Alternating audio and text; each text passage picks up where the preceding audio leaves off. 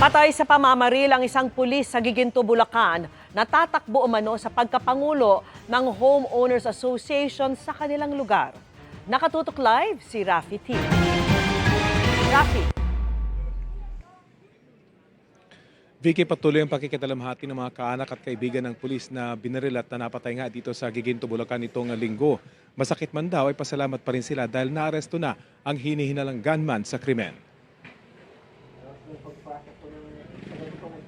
Linggo ng gabi, naglalakad si Police Master Sergeant Jose de la Peña Uring sa kanilang lugar sa Giginto, Bulacan nang bigla siyang barilin ng salarin.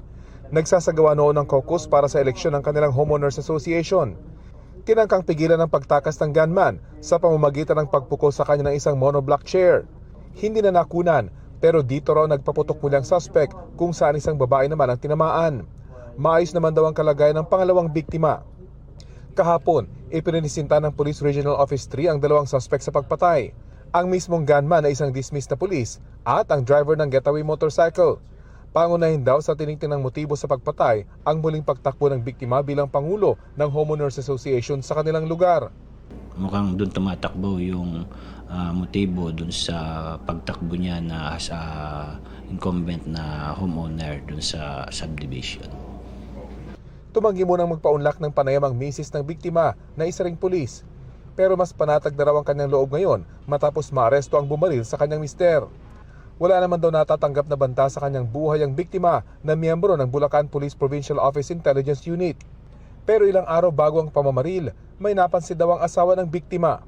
May napapansin daw siya na ilang araw na may umiikot at umaligid doon sa kanyang bahay. Ayun po, hindi na nila na-report sa atin. Sabi nga, dapat na i-report natin kagad na mayroon ganito kayo. Pero binaliwala nila kasi alam naman, subdivision at maraming din tao.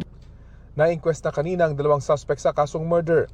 Isang John Doe rin ang kasama sa mga kinasuhan dahil hinahanap pa raw ng mga pulis ang nag-utos ng pagpatay sa biktima.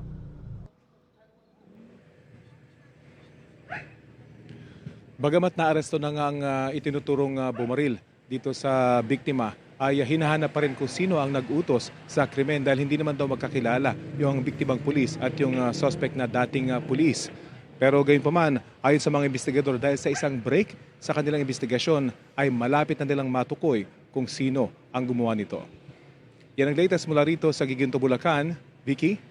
Maraming salamat sa iyo, Rafi Tima.